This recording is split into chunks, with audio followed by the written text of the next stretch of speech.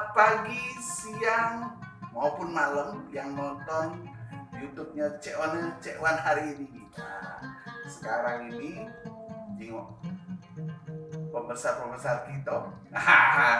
Yang ini siapa, ini siapa, ini siapa. Kita kenal ke kakek biar seluruhnya tahu siapakah gerangan beliau-beliau ini. Kita perkenalan dulu. Hai, selamat pagi Bapak sekalian. Nah, yang ganteng-ganteng. Selamat pagi, selamat siang, selamat sore, dan selamat malam. Nah, boleh untuk supaya netizen kita tahu.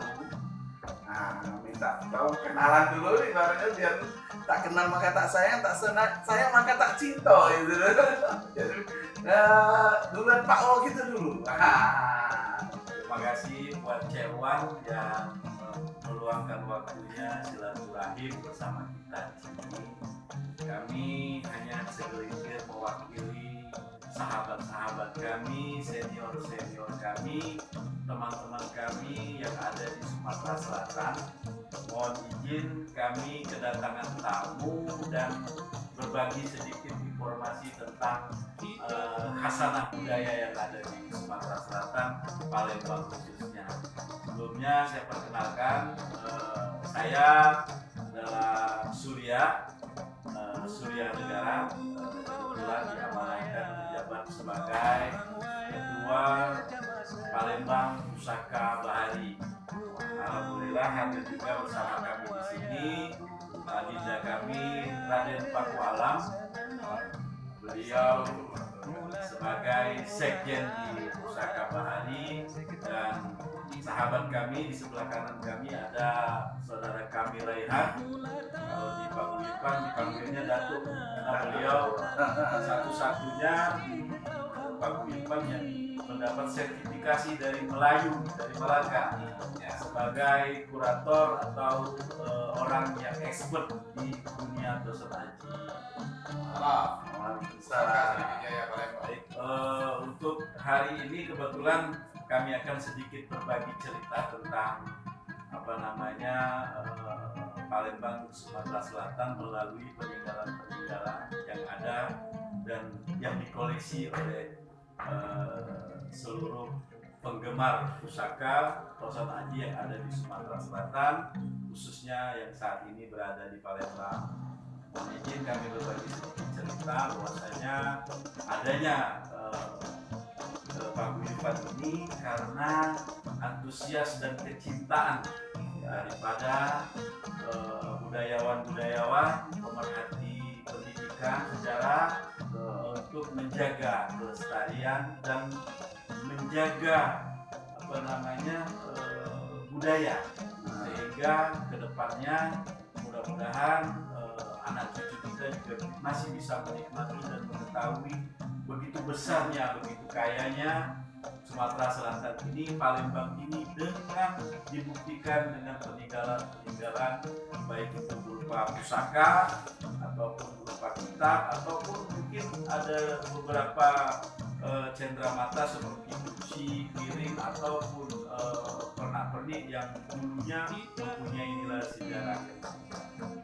Mungkin untuk mulai hari ini kami di sini kebetulan adinda kami ini salah satu kolektor pedang yang hari ini saya membawa satu buah pedang yang saya pegang. Ini disebut, kalau di Indonesia terutama, ini disebut pedang Sultanan Mataram.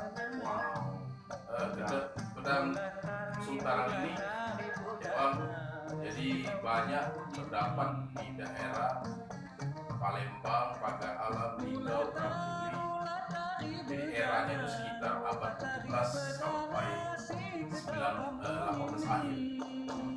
Nah, salah satu pedang Negara ini berlapis emas yang sekarang dimiliki oleh Pak Ketua. Ini akan menjelaskan pusaka pedang peninggalan Sriwijaya ya Pak Wan? Sultanan Palembang. Nah, silakan. Terima kasih Cek Wan. Assalamualaikum warahmatullahi wabarakatuh. Waalaikumsalam warahmatullahi wabarakatuh. Pusaka, salah satu pusaka dari Palembang Darussalam, maupun Sumatera, Melayu. Jadi ini yang saya pegang ini adalah salah satu pedang peninggalan era Kesultanan Palembang.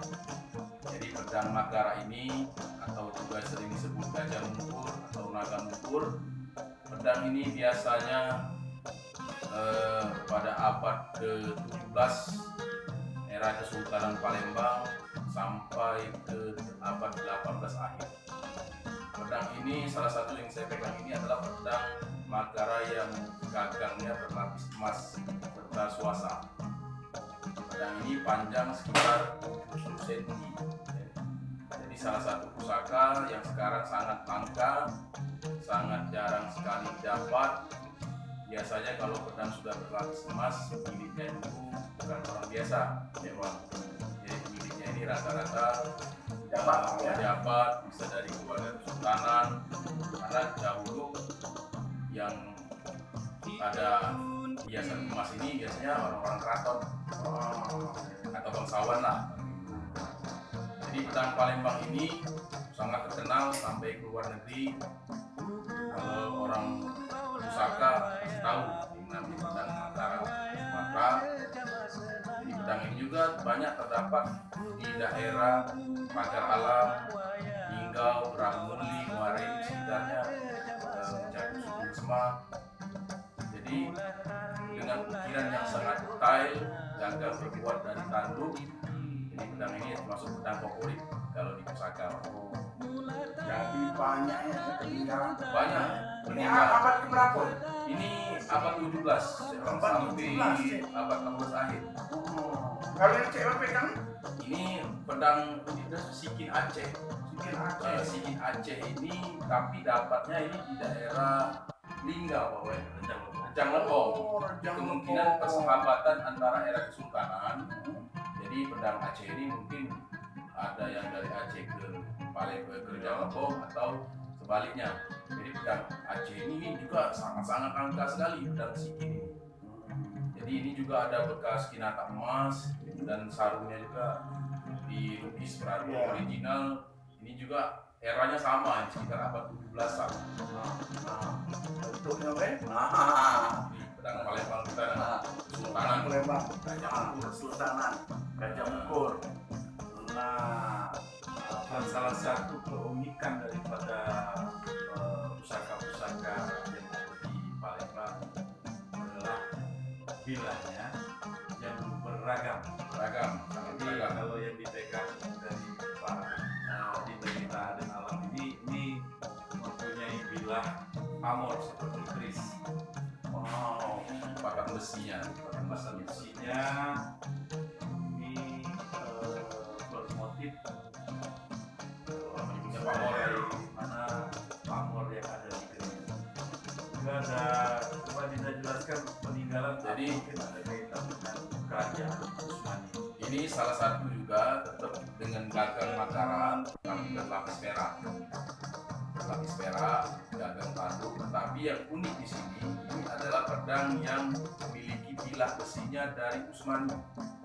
Jadi kemungkinan Kesultanan Palembang sangat erat, sangat dekat dengan kerajaan Utsmani pada waktu itu. Terbukti dari bilah di sini masih ada lambang dari Utsmani. di sini ya, Bang. Boleh dilihat ini lambang Utsmani. Nah, ada lambang Utsmani. Nah, biar jelas. Ini fakta ini, bukan ecek-ecek, fakta ya. Pedang ini sangat-sangat tajam. Kalau orang daerah Turki atau gunung nyebutnya ini masuk pedang Damaskus bilahnya. Besinya ini besi Damaskus. Jadi memang diimpor dulu karena kerajaan kita Kesultanan kita ini kaya. Jadi banyaknya kerjasama dengan negara-negara lain mungkin ini diimpor dari Utsmani atau hadiah dari kerajaan Utsmani untuk Kesultanan dan digagangi dengan gagang Palembang Kesultanan. Ada juga yang bilah Eropa ya, karena itulah tadi bahwa bukti bahwa memang benar Palembang itu kaya. sangat kaya. Palembang itu kayo. Berbahagialah, berbanggalah kita sebagai warga Palembang, khususnya Sumatera Selatan, bahwa nenek moyang kita dahulu adalah orang-orang bangsawan yang sangat kaya sekali. Pada saudagar. Peninggalannya dari pedang emas, keris emas, tepak sirih emas, lengkap baju emas pun ada. Jadi memang benar-benar sangat wah waktu itu.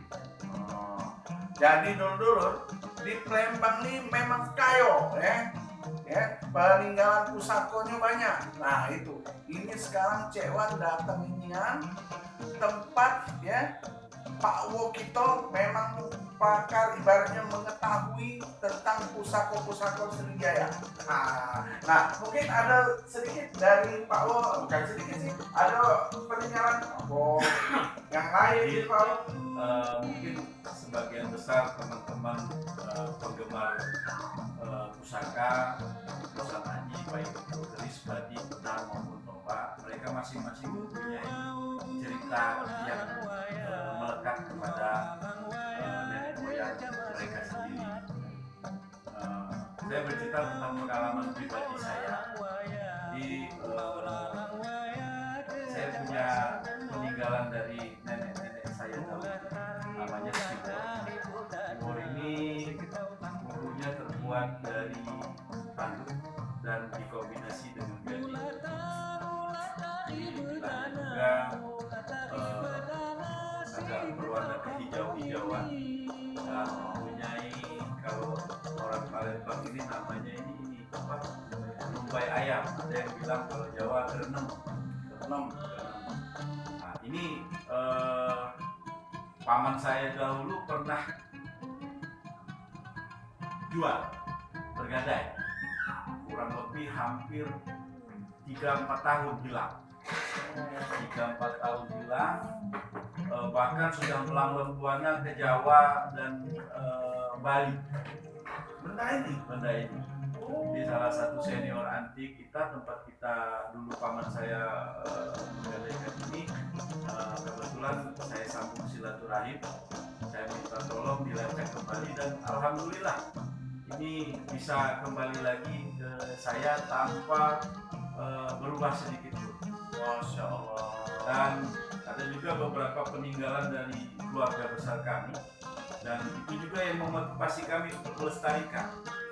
Jadi ada beberapa keris, nanti teman saya Bang Raihan coba dibantu jelaskan. Ini kebetulan ini koleksi pribadi kami yang memang keturunan.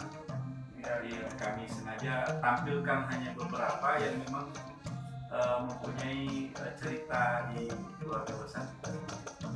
Silakan ini Datuk Raihan mungkin bisa menjelaskan jenis kerisnya apa, hulunya apa, terus pamornya apa, dan ada beberapa macam jenis keris yang bisa Datuk Raihan jelaskan.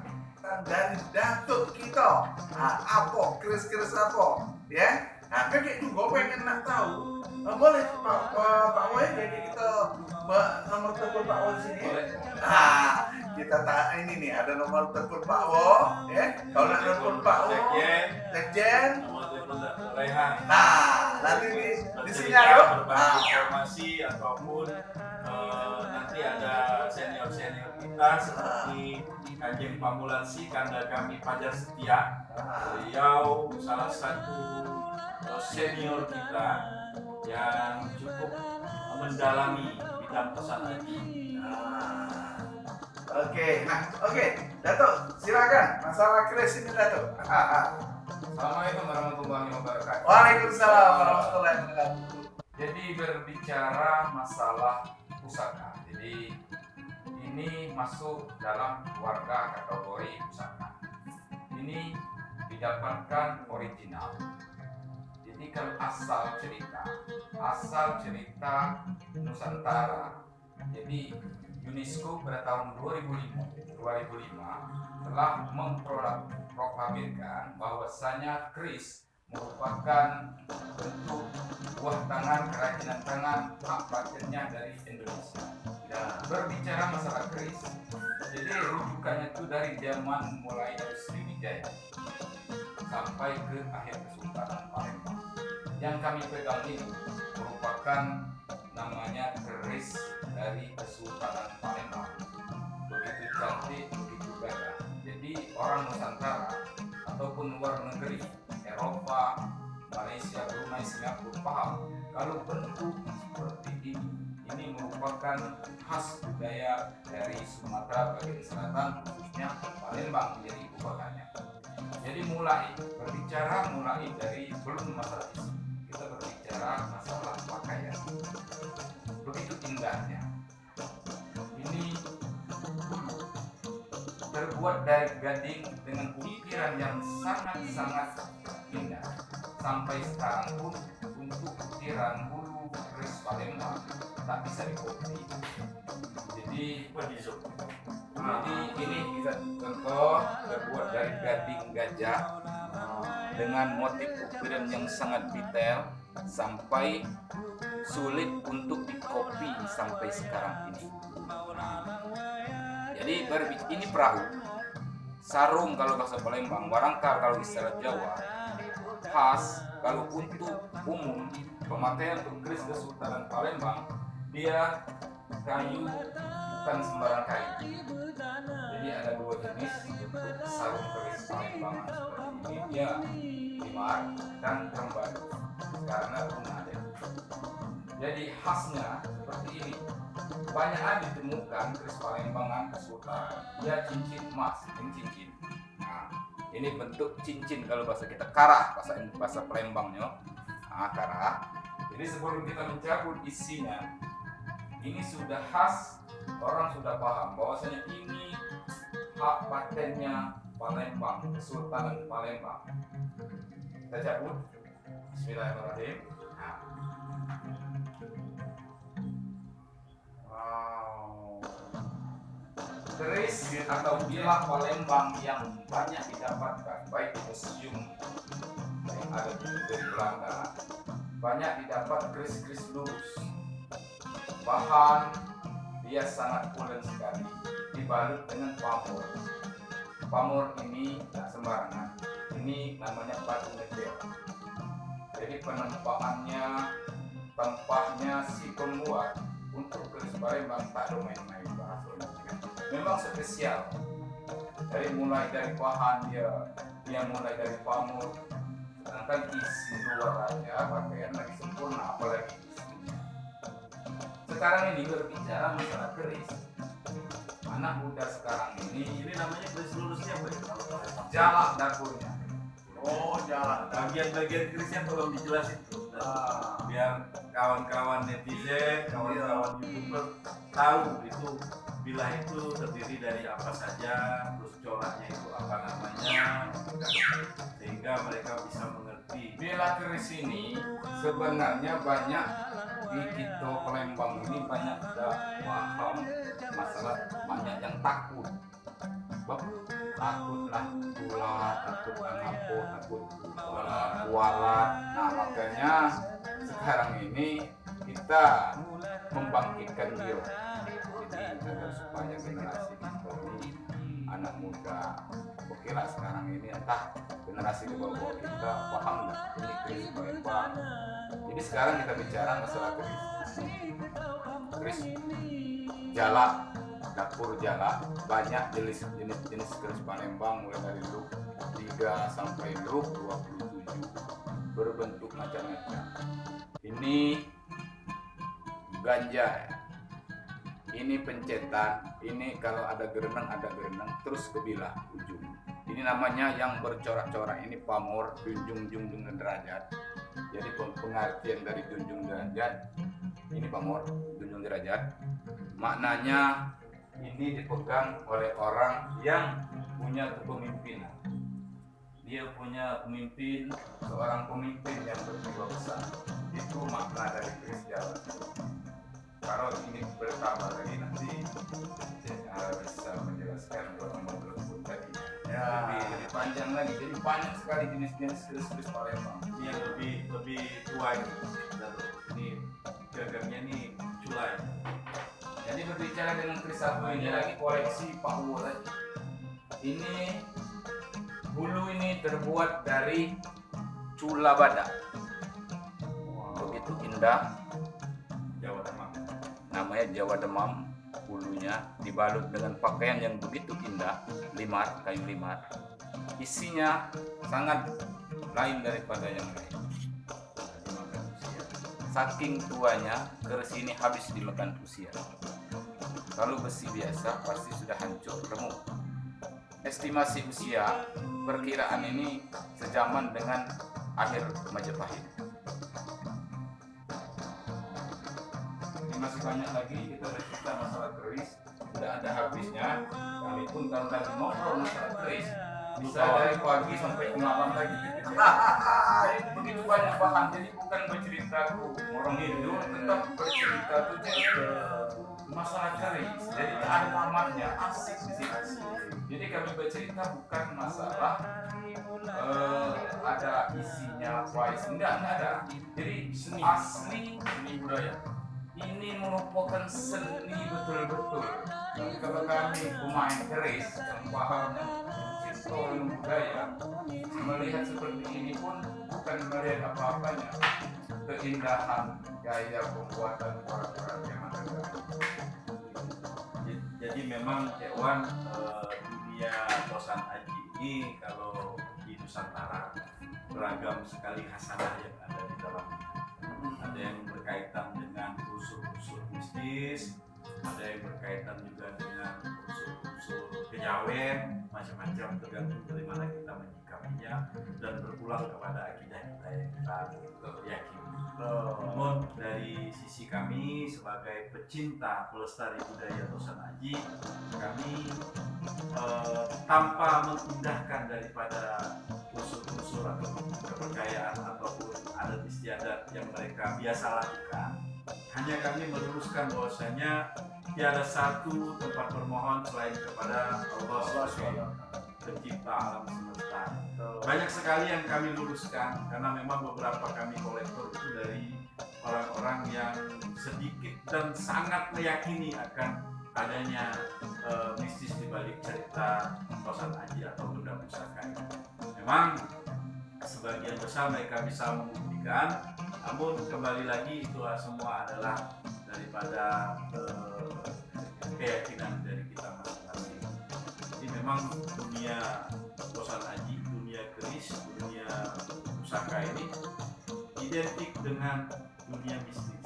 Karena kalau di Jawa mereka ada tradisi malam satu suro itu memandikan pusaka.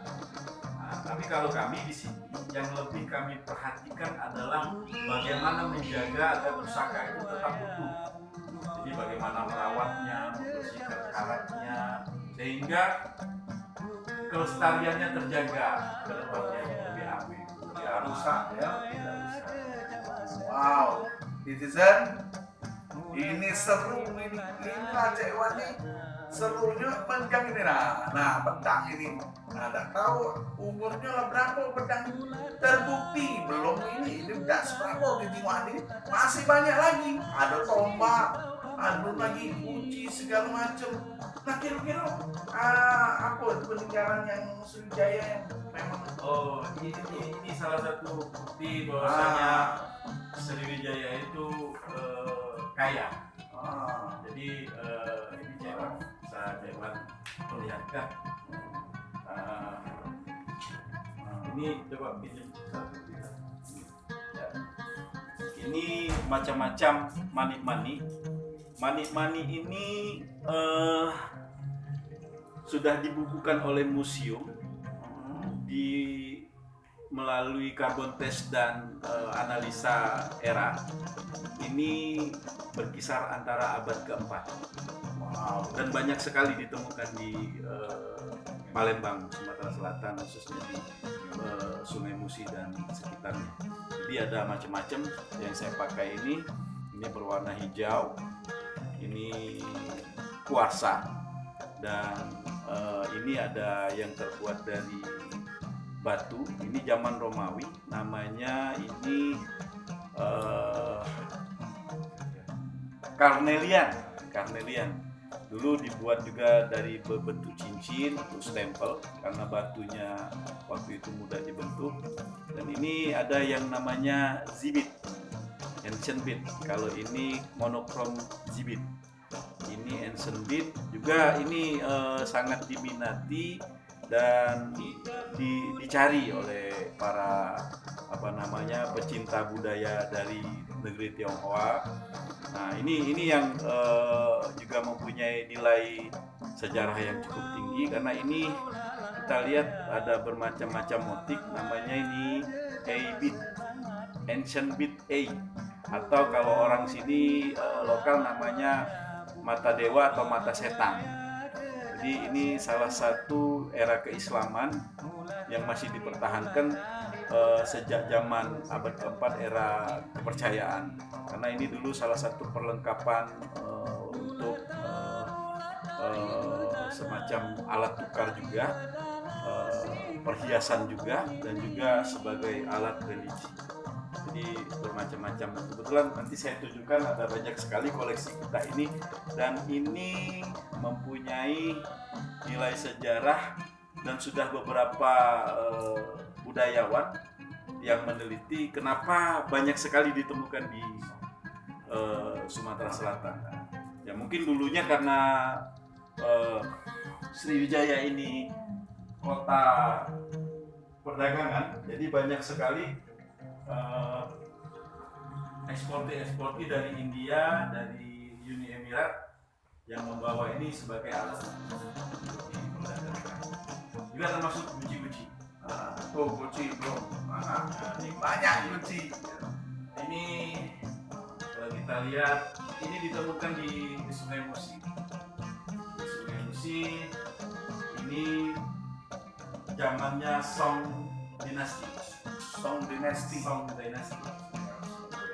Wow, 990 tahun. 990 tahun umurnya. Iya. Ini juga ada koleksi kami. Ini zamannya Tang Dynasty. Tang Dynasty. Ya. Memang ada sedikit patah di sini.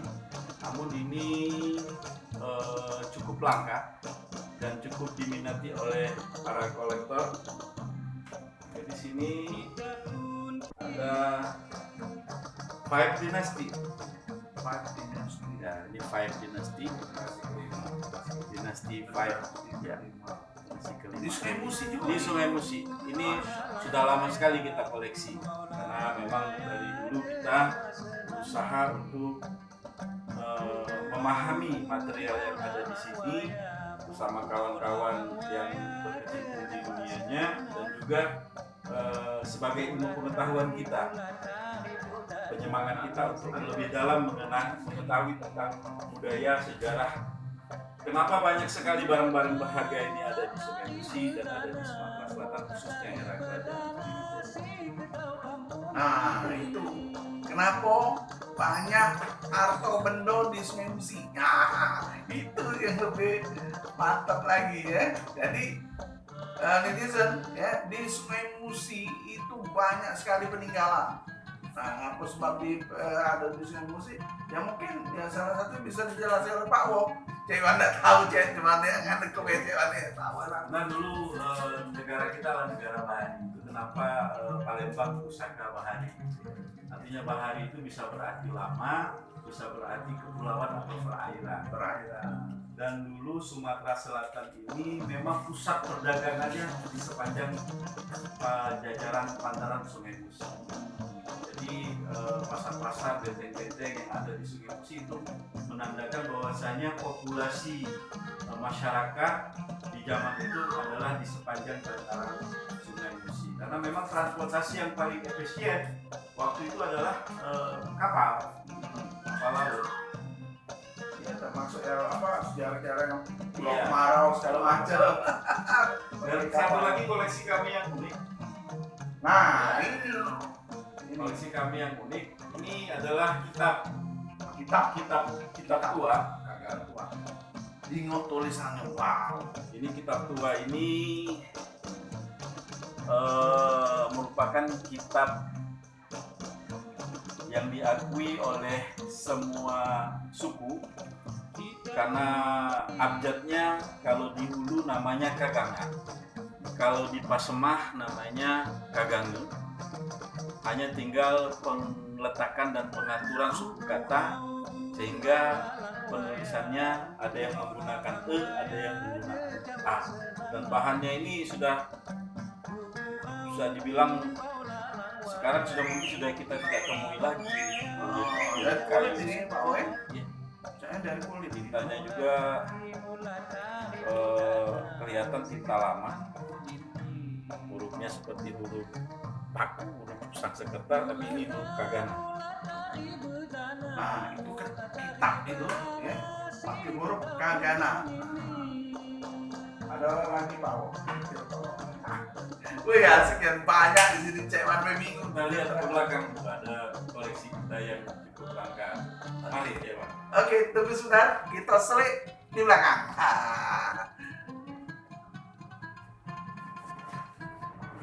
Nah, dulu kita selik di belakang. Di situ banyak koleksi dari beliau. Nah, ini kalau kita lanjut Pak Woh. Ini salah satu bukti sejarah yang Pak Woh beberapa kali sebelah sini Pak Woh. kami pamerkan, yang beberapa kali kami pamerkan baik itu di museum maupun pada saat pembukaan seni budaya di BKB dan peluncuran Lawang Borotan. Ini sudah dikurator oleh budayawan senior, juga oleh kawan-kawan yang di Kesultanan. Ini adalah benar pelukis kerajaan. Oh, siapa yang melukis Pak Woh? Nah, ini yang sekarang jadi misteri karena usianya sudah sangat tua. Kita bisa lihat sudah banyak sekali tintanya yang mengelupas, tapi dari warna, bahan, dan tekstur daripada gaya melukis ini sangat-sangat tua. Jadi di sini menceritakan sejarah karena lukisan ini kami dapat dari memang orang yang ada kaitannya dengan mungkin keluarga besarnya Kesultanan. Ini kita selamatkan dari kebakaran tahun 98 di 19 Kediri. Jadi ini bahannya kayunya saja sudah kita lihat ini sudah sangat rentan untuk rusak ya, karena dipegang pun sudah hancur karena usianya udah ratusan tahun. Di sini menggambarkan bagaimana Sultan Mahmud Badarudin II dijemput oleh tentara Gurkha untuk dibawa ke kapal pinisi dan diasingkan ke Ternate. Oh, itu. Inilah ceritanya. Dan kita lihat Sultan kita sesuai dengan silsilah yang ada di dalam buku yang ditulis dan diterjemahkan oleh beberapa sejarawan. Memang beliau adalah seorang yang sangat agamais, religius. Beliau juga seorang hafiz Quran, dan ini jubah yang beliau kenakan kita lihat seperti jubah gamis para ulama.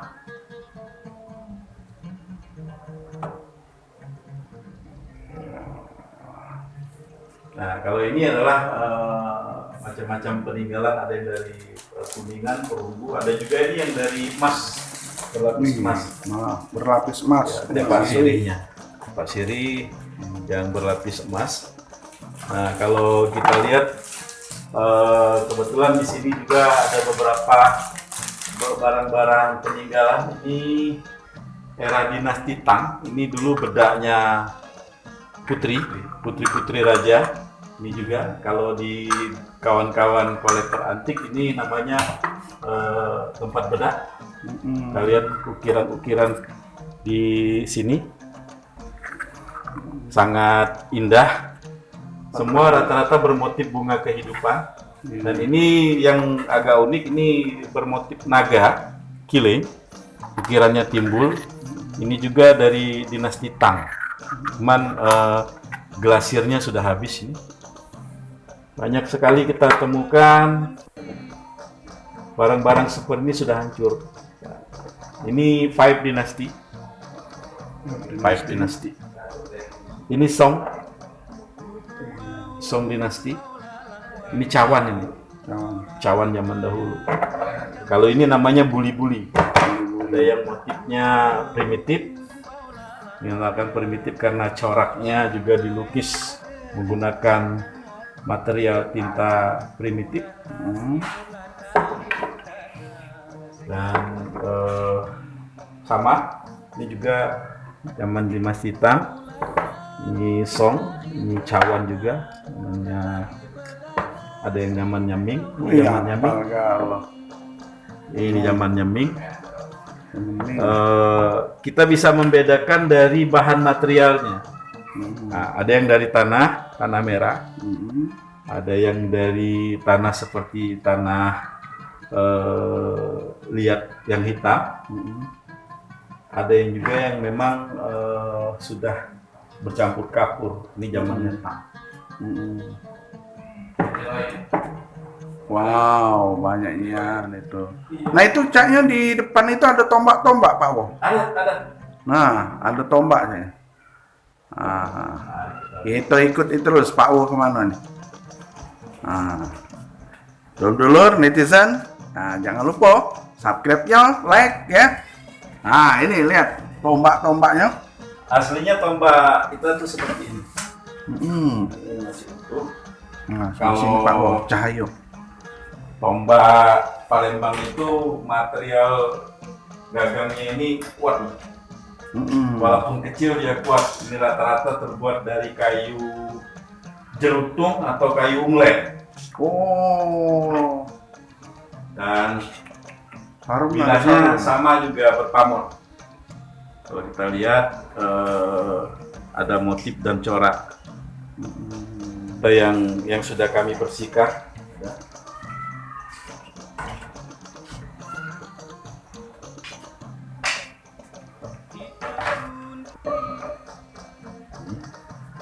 Yang kami bersihkan, dan ini cukup langka karena dia mempunyai corak pamor seperti kupu-kupu atau seperti motif yang ada di bulu ayam, pamor miring.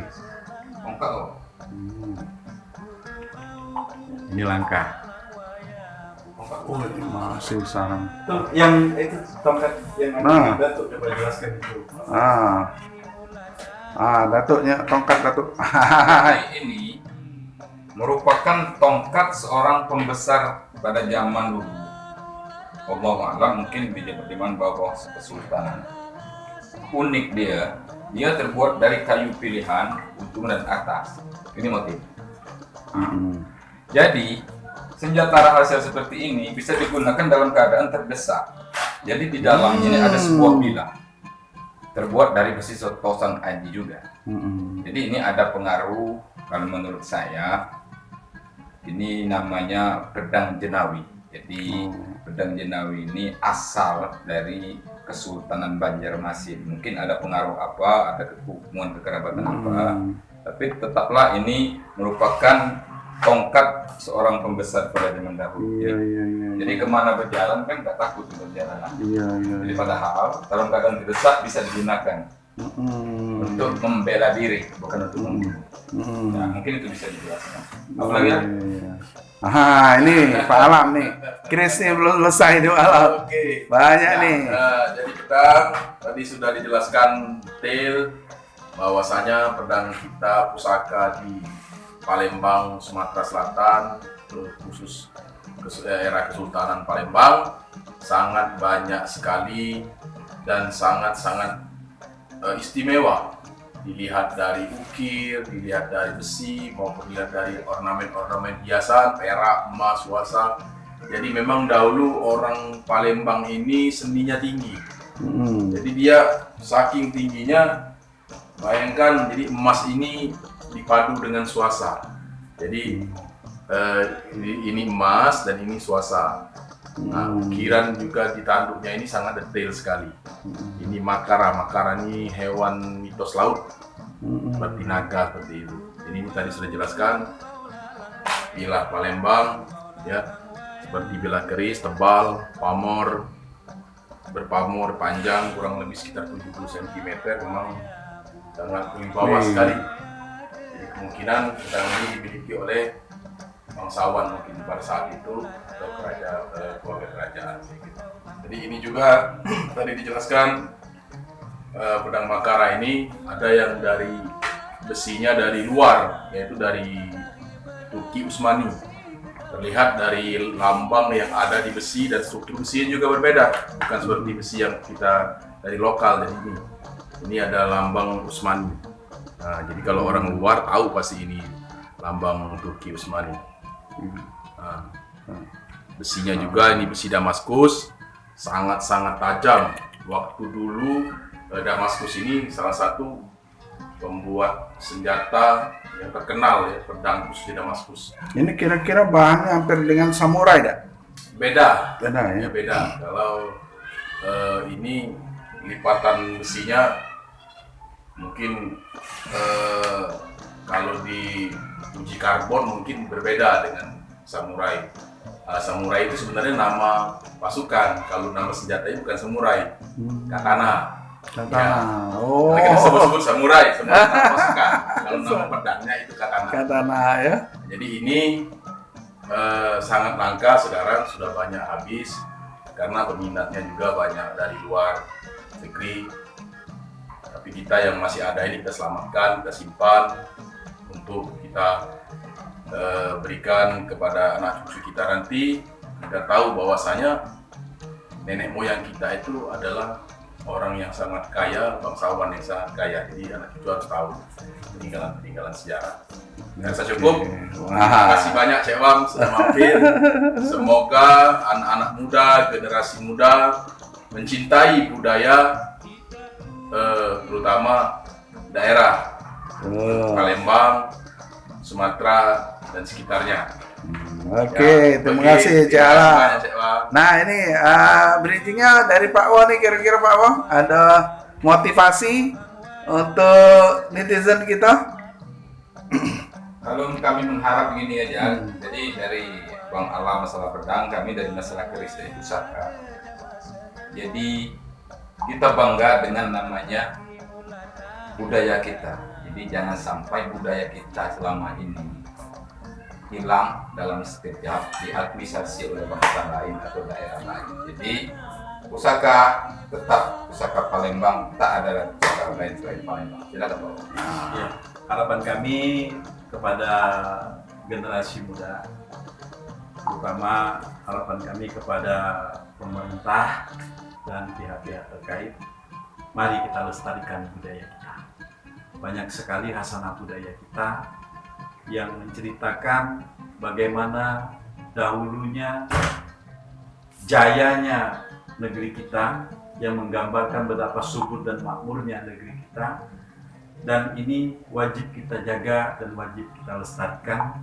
Jangan sampai benda-benda yang mengandung sejarah ini hilang, apalagi sampai diklaim atau diakui oleh negara-negara lain. Mari belajar sejarah buat generasi muda.